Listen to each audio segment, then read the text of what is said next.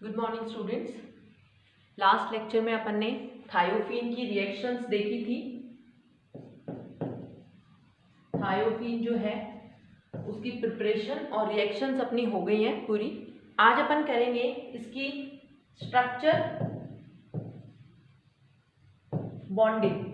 And bonding के बारे में, ठीक है, जिसमें अपन इसके एरोमेटिसिटी के बारे में भी देखेंगे।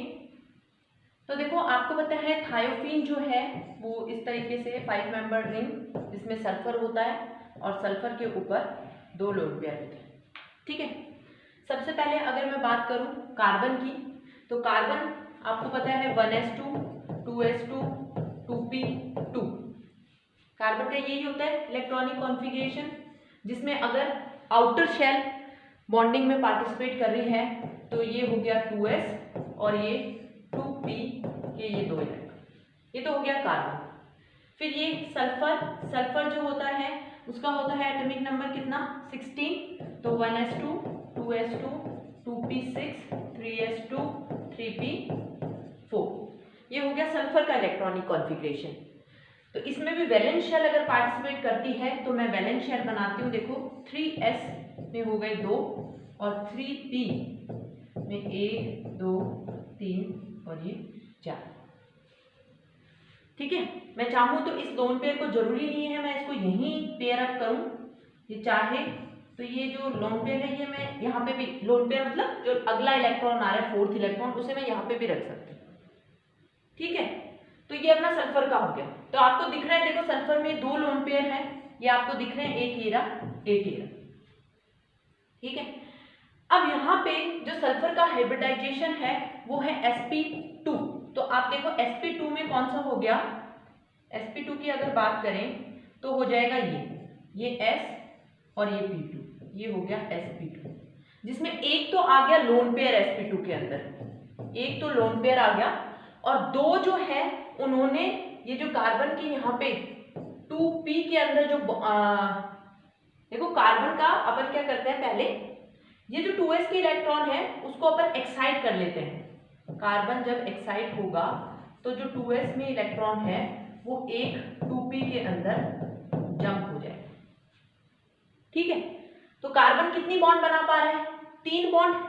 अगर हम यहाँ पे जो कार्बन है वो भी sp2 ही है, तो कार्बन भी sp2 हो जाएगा, ये s हो गया और ये 2p हो गए, तो ये क्या हो गया sp2, और ये pz जो है ये फ्री रह गया, तो ये s और ये 2p sp2 बन गए। तो 3 बॉन्ड कार्बन कहाँ बनाएगा, देखो कार्बन जो है उसकी 3 बॉन्ड कार्बन देखो कहाँ बनाएगा उनके साथ, एक बॉन्ड तो कार्बन बनाएगा इस ऊपर, मान लो मैं इस कार्बन की बात कर रही हूँ, तो एक बॉन्ड तो ऊपर वाले कार्बन के साथ बनाएगा, उसके किसके साथ, उसके sp2 और इसके खुद के sp2 के साथ। एक सल्फर के साथ बनाएगा जिसमें सल्फर में भी sp2 फ्री है, ठीक है, और एक यहाँ पे आप देखो हाइड्रोजन भी है, एक बनाएगा हाइड्रोजन के साथ। तो ये 3 बॉन्ड्स, ये जो सिंगल इलेक्ट्रॉन है इनके साथ कार्बन ये 3 बॉन्ड बना लेगा, एक पास वाले कार्बन के साथ, एक सल्फर के साथ और एक हाइड्रोजन के साथ, ठीक है। तो sp2 पूरा हो गया कार्बन का, और सल्फर का भी एक sp2 काम में आ जाएगा जब वो ये वाले कार्बन के साथ बॉन्ड बनाएगा, एक sp2 ये बॉन्ड बन जाएगी, ठीक है। अब क्या होगा, यहां देखो आप pz जो है इस कार्बन पे एक pz, उसके अंदर एक इलेक्ट्रॉन है, ठीक है। ऐसा सभी कार्बन पे एक जो ऑर्बिटल है उसके अंदर pz खाली होगा, ये देखो आप हर में एक pz का मतलब है z एक्सिस के अलाउ, और ये हो गया सल्फर। ये सबके pz में ये जो कि हाइब्रिडाइज नहीं है ये pz है सब कार्बन का, जिनमें एक एक इलेक्ट्रॉन है। और आप ये देखो ये जो सल्फर है उसके अंदर भी एक pz ऑर्बिटल है जिसके अंदर लोन पेयर है। तो ये सब मिलके इस थायोफीन को एरोमेटिक बनाते हैं। ये देखो आपस में ये पाई बॉन्ड बना लेते हैं, जिस तरह से अपन ये थायोफीन का स्ट्रक्चर बनाते हैं ये बन गए पाई बॉन्ड, और ये जो सल्फर का लोन पेयर है ये इन पाई बॉन्ड के साथ पूरे रिंग को क्या बना देता है, एरोमेटिक बना देता है, जिसे आप ऐसे शो कर सकते हो, कैसे, ये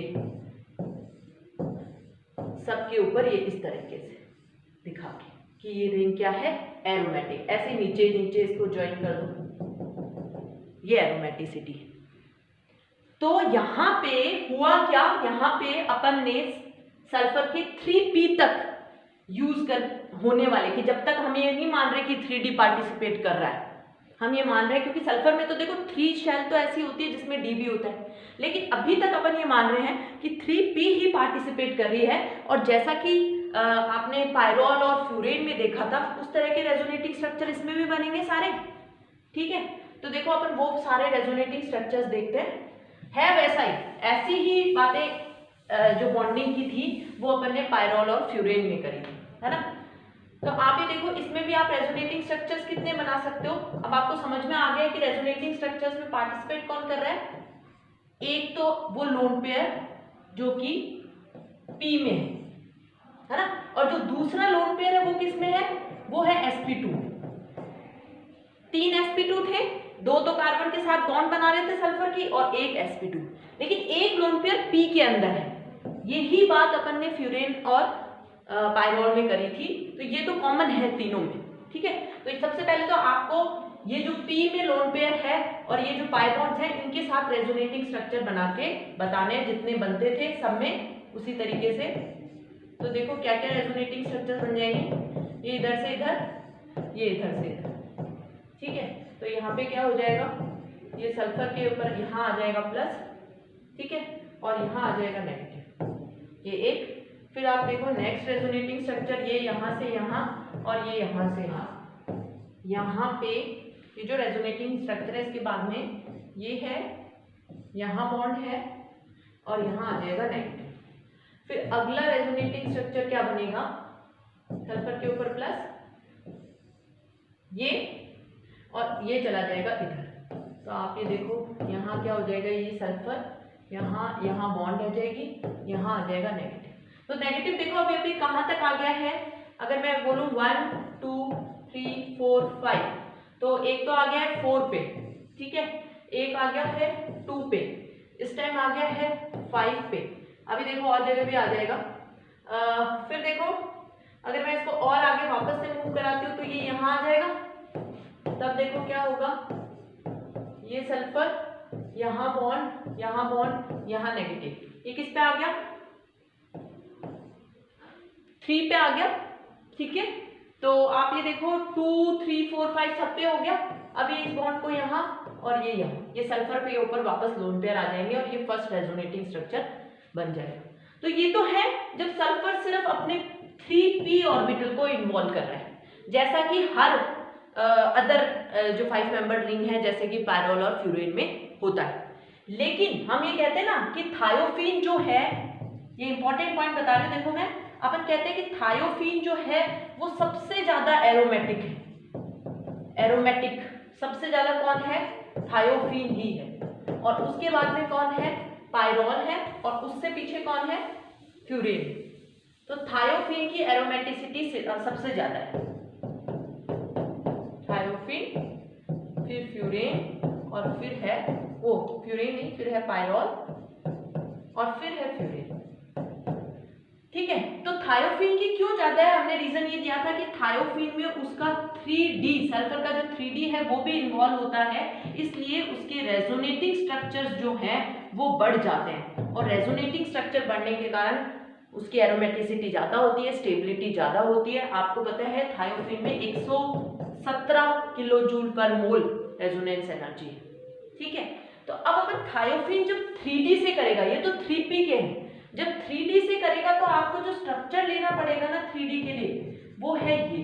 सबसे पहली बात, जब 3d ऑर्बिटल इन्वॉल्व हो रहा है, देखो ये स्ट्रक्चर आपको लेना पड़ेगा कब, व्हेन यू आर, जब आप शो करोगे कि 3d इन्वॉल्व है किसमें, रेजोनेंस में, ठीक है, 3d इन्वॉल्व है रेजोनेंस में, ठीक है। अब देखो इसको भी, इसके स्ट्रक्चर को भी अपन समझते हैं। सबसे पहले वही कार्बन का मैं बनाती हूँ, कार्बन का तो हो जाएगा 1s 2s 2p 2, और ये लास्ट शेल पार्टिसिपेट करती है रिएक्शन में, तो ये अपना कार्बन का तो हो गया, जिसमें अपन इसी को एक्साइट भी कर लेते हैं। यहाँ पे देखो ये वाला जो इलेक्ट्रॉन है ये एक आगे जंप हो जाएगा, तो इस तरीके से, और ओके। और वही ये 2s है, ये 2p है और इसमें sp2 हाइब्रिडाइजेशन ही होता है इसके भी कार्बन में, और ये जो pz है ये पाई बॉन्ड बनाता है। ये तो हो गया कार्बन की बात, ठीक है। अब हम बात करते हैं सल्फर की। तो देखो सल्फर जो है उसमें आपको पता है 1s2 2s2 2p6 3s2 3p4। तो जब अपन इसकी फिलिंग करें तो देखो अपन को सिर्फ लास्ट शेयर चाहिए, तो 3s के 2 हो गए, 3p में 1 2 3 4 हो गए और ये हो गया 3d। इस बार हमने 3d भी लिया। अब जब 3d लोगे तो जो आपका 3p वाला जो इलेक्ट्रॉन है वो कहाँ जंप हो जाएगा, 3d में जंप हो जाएगा। कौन सा वाला, 3p वाला। तो 3p वाला जो एक इलेक्ट्रॉन है उसको मैं 3d में जंप करा। अगर 3d इन्वॉल्व होता है तो जो पेयर्ड इलेक्ट्रॉन था वो एक इधर जंप हो गया, जो लास्ट इलेक्ट्रॉन आया था, ठीक है, ठीक है। अब आप देखो इसमें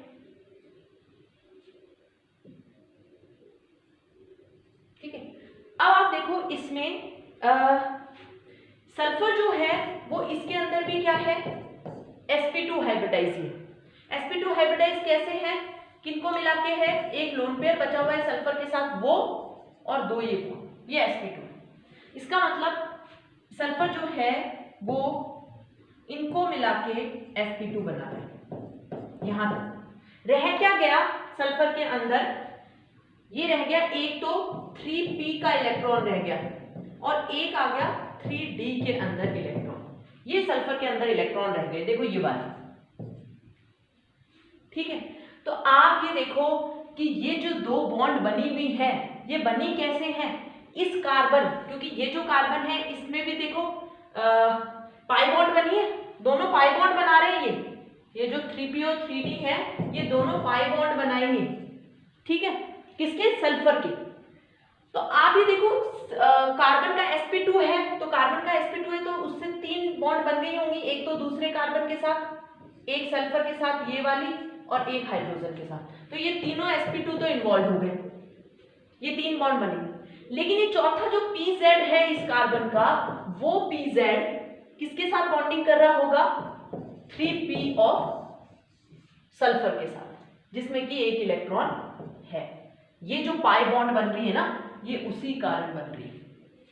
इसका जो ये pz वाला इलेक्ट्रॉन है वो सल्फर के एक 3p के साथ बॉन्ड करके पाई बॉन्ड बना रहा होगा, ठीक है। और अब सल्फर, लेकिन इधर भी तो एक पाई बॉन्ड बना हुआ है, वो पाई बॉन्ड कैसे बना होगा कि यहाँ वाले कार्बन के अंदर जो pz बचा है, यहाँ भी तो बचा होगा pz, वो pz सल्फर के 3d के साथ बॉन्डिंग कर रहा होगा, इसीलिए इधर भी एक पाई बॉन्ड बन पाया। तो ये पाई बॉन्ड कैसे बन पाया कि उस वाले कार्बन का जो pz है वो सल्फर के 3d के साथ बॉन्डिंग कर रहा हो। तो ऐसी पॉसिबिलिटी भी थायोफीन में हो सकती है, कब, जब उसका d ऑर्बिटल पार्टिसिपेट करेगा। इधर बनेगा उसका 3p की बॉन्डिंग और इधर बनेगी उसकी कार्बन की 3p और सल्फर के 3d की बॉन्डिंग। तो ये आपको ध्यान रखना है जब आप 3d को दिखाओगे रेजोनेंस में, तब एक्स्ट्रा रेजोनेटिंग स्ट्रक्चर जब आप दिखाओगे तब आपको ये चीजें ध्यान रखनी है। तो फिर आप क्या करोगे, ये जो आपका है इसमें आप एक्स्ट्रा रेजोनेटिंग स्ट्रक्चर्स बना के दिखाओ। जो एक्स्ट्रा रेजोनेटिंग स्ट्रक्चर्स इसमें बनाए तो ये इधर से इधर शिफ्ट करो, ठीक है। तो यहाँ सल्फर पे आ जाएगा नेगेटिव, यहाँ आ जाएगा पॉजिटिव, ये बॉन्डिंग है।